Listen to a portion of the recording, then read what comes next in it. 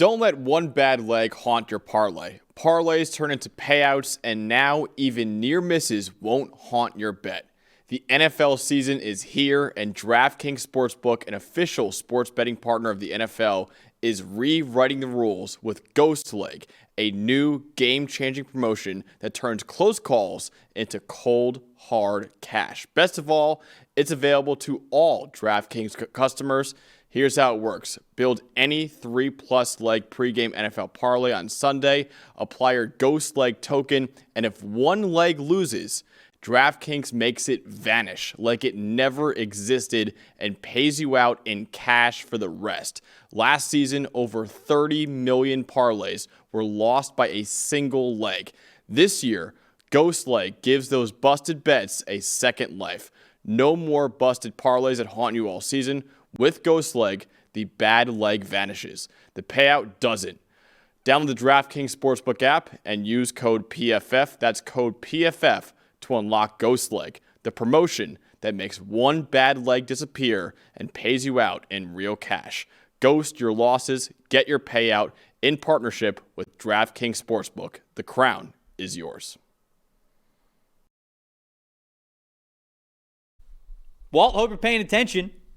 Raiders got the dub, 20-13 here in this game. Top 5 graded players that we have here for the Las Vegas Raiders. Linebacker Jamal Adams. That's right, linebacker Jamal Adams with an elite 90.9 grade in this one. Tight end Michael Mayer with an 83.1. Tight end Brock Bowers, a 77.1. Edge rusher Max Crosby with a 74.9. Wide receiver Jacoby Myers with a 74.7, and then Geno Smith in this one, his first game with the Las Vegas Raiders, an 83.8. On the other side of things for the New England Patriots, defensive tackle Karius Tonga with an 81.1, edge rusher Harold Landry III an 80.5, wide receiver Kayshon Boutte with a 78.6, defensive tackle Christian Barmore, great to see him back out there, really is, 77.5. Safety Craig Woodson is 76.5, and then quarterback Drake May just a 69.3. Dalton stats told the story. What do we got? I think what you have here, this was a close football game all the way through, and what you have is Geno Smith and the Raiders just a little more consistent than New England. New England in the second half, it just shut down. They had 3 points in the second half, didn't get it till the very end of the game. 3 points, 4.3 yards per play in the second half, only 2 explosive plays. And the odd part to me, and Drake May kind of fell out of a rhythm, especially after he missed a throw under pressure and threw an interception. Josh McDaniels only called 2 run plays the entire second half. That felt odd to me, and I know both teams in this game were struggling to run the ball, but you still can't ask Drake May to carry you, especially in a close game, right? I mean, this was a tight game. I know at one point they were down 20-10, but stay within your offense and use all of your playmakers, right, as opposed to asking Drake May in his first game in this offense to carry you through. Now, it gets to a point where eventually you need to do that, and that's the part that got weird to me is because there was about 5 minutes left, and it was 4th and 10, kind of near midfield, and they decided to punt. They essentially punted the game away with 5 minutes left and said, no, we're good. So this New England offense, I thought it would look good in the first half. You saw some good, couple of nice plays from Travion Henderson. Drake May was making throws. His passing grade in the first half was 83.7. Second half, 59.8. Yeah. So I think you just look at they're still building it, right? There's so many young pieces. It's a brand new offensive line with 4 new starters. There's a lot that's going to go into this Patriots team being more consistent.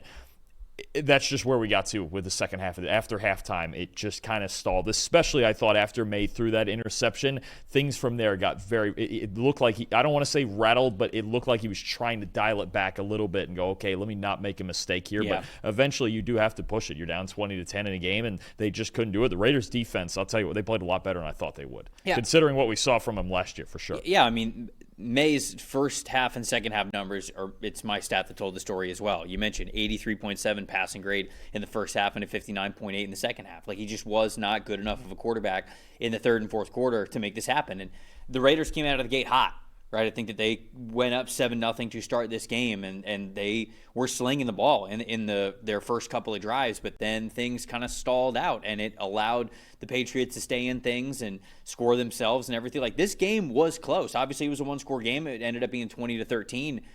It was there for the Patriots to win this ball game, but they weren't able to do it, in my opinion, because one quarterback got stronger in the third and fourth quarters, and the other one did not. And Drake May was the one who did not. So to me, it was simply a matter of May was not ready to match what Geno Smith was able to do. And Geno Smith, even though he hasn't been starting for over a decade, he's been in the league for over a decade, right? And so like he has had opportunities like this with Seattle over the last 3 years, and so he's used to things like this. And so that it was, to me, it was just a matter of experience, and I think that that's truly what told the story. And for two teams that really struggled, that's my most disappointing part, is two teams that really struggled to run the ball. The Raiders, 2.3 yards a carry. Ginty had his first career touchdown, which is good to see down on the goal line. The Patriots, 3.3 yards per carry. Geno Smith, and this is something we talked about all summer, he just adds credibility to this Raiders offense, doesn't it? You just look at him back there. If it's under pressure, if he's getting to his second and third read, if he's attacking, and we saw that too in this game, attacking downfield like he always has. He had the deep touchdown, like you mentioned early. Geno Smith, it just felt like his pulse never was raised in this game. He just felt so calm in the pocket. He trusted Chip Kelly's play calling. Even when Brock Bowers came out with an injury, and it seems he'll be fine coming out of it. But, Michael Mayer gets in the game. It's seamless. There's no panic, right? You're working with young receivers on the outside. Jacoby Myers' situation's weird, but he's out there playing, so it's all good. I thought Geno he brings this air of calm, I think, to an otherwise pretty young offense. And that's, to me, is what got them through kind of a grinding, weird, like not great weather, low-scoring game. Like Geno is just such, like you mentioned, he's only been starting for 3 years, and other than way back with the Jets. But he's been around a long time, and he's been through a lot, and he's seen a lot of adversity.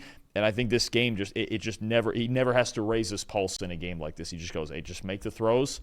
We're going to be all right. We know what kind of game we're in. You say calm, I'd say confident. And sometimes those are interchangeable there. But like Geno is somebody who, I feel like he instills confidence in everybody. I think that Action Genty is another player who is like that. Clearly, Brock Bowers in this game, I don't know if you noticed this when we were watching it live, but like Brock Bowers is very much from everything that we have seen, certainly when he was at Georgia, he's an even-keeled guy. Yep. He does not show a lot of emotion.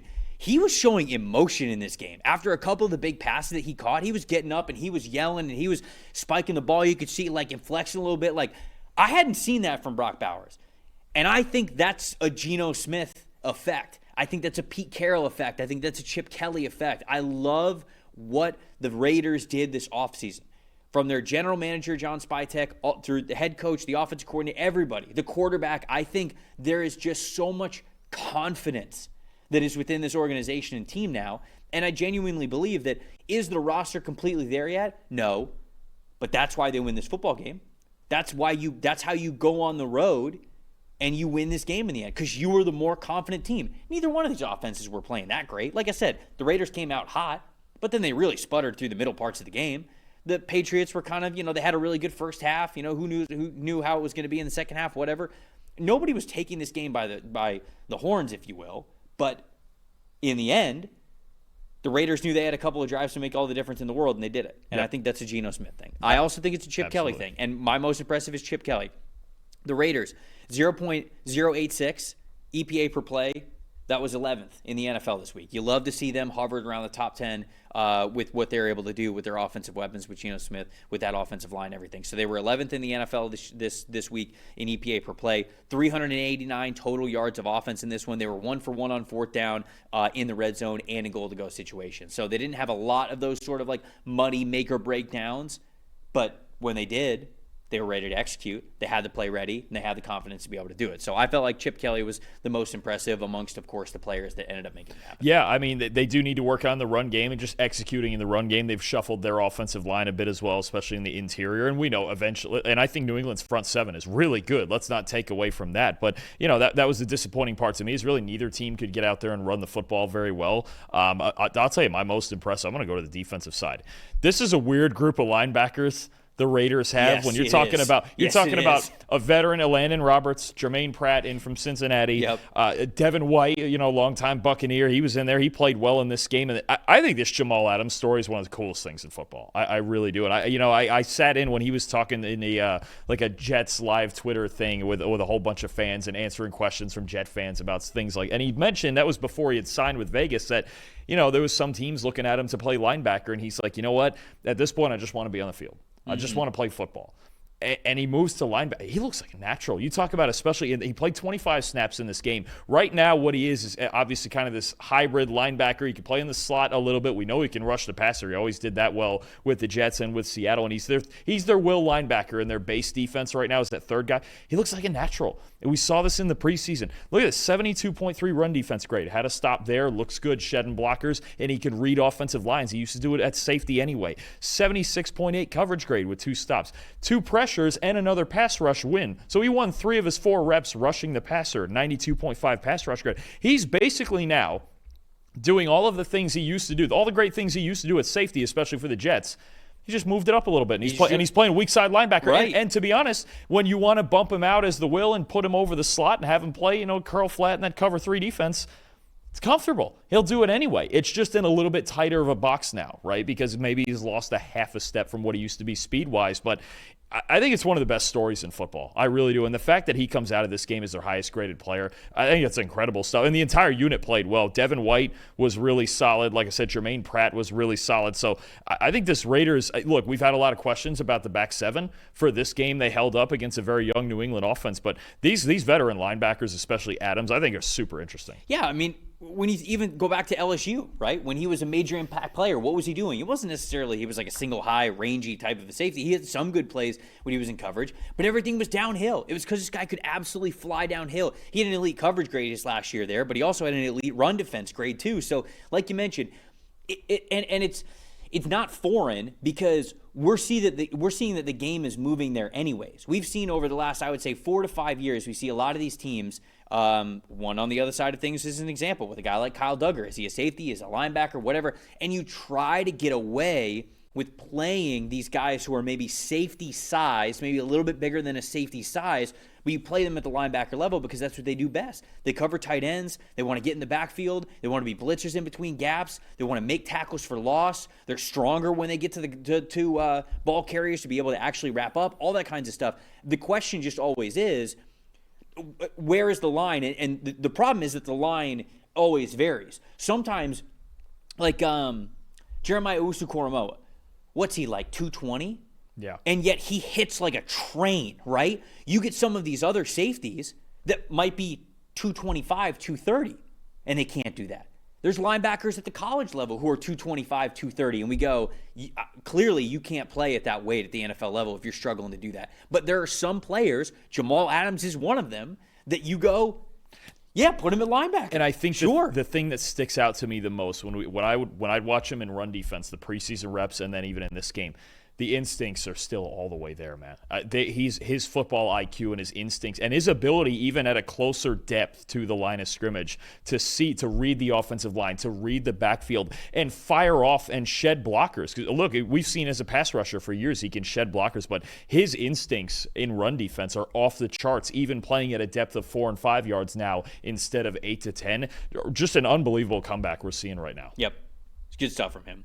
Most disappointing for me, and this is unfortunately just kind of how it is, I was already a little skeptical about how the Patriots coverage unit was going to look this season, even with Christian Gonzalez out there. He misses this game from a hamstring injury. You're missing week 1 due to a hamstring injury. That sucks.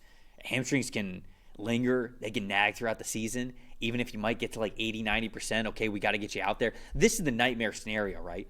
Because the Pats coverage in this game, 42.2. That was 30th in the NFL. That was close to being one of the worst coverage performances that we saw in week 1. The danger is that you're so bad at coverage that you kind of go to Christian Gonzalez and you go, dude, can you play? I mean, can you give us anything? And when you have a hamstring injury, that's bad. And at corner, if you're out there at 80%, it's worse than almost any other position. Even a guy as position. talented as Christian Gonzalez, which unfortunately Christian Gonzalez at 80 or 90% is probably still your best coverage player. So now you get into the, hey man, I know your hamstring's not entirely better. Can you go this week? And now you risk, injury again. And so I know that Vrabel's going to hopefully handle this as best that he possibly can. Again, not that there's an exact this is exactly how it's done. It's totally a feel thing, and for Christian Gonzalez, it's certainly a feel thing because I know he wants to be out there. But this is when you get into dangerous territory, is you have your star corner who has a soft tissue injury that the rest of your group is so bad it's one of the worst in the NFL. Then you just have more and more pressure to play on a soft tissue injury which is not good. So that was most disappointing to me. Anything else before we move on? No, I mean, there's certain things I think both teams have to be better with, but I do think for the Raiders getting off to a good start, it's great to fly all the way out to the East Coast, about as long a road trip as they could take, and to get that win, and for Geno Smith to look like that, that's a big positive in Vegas.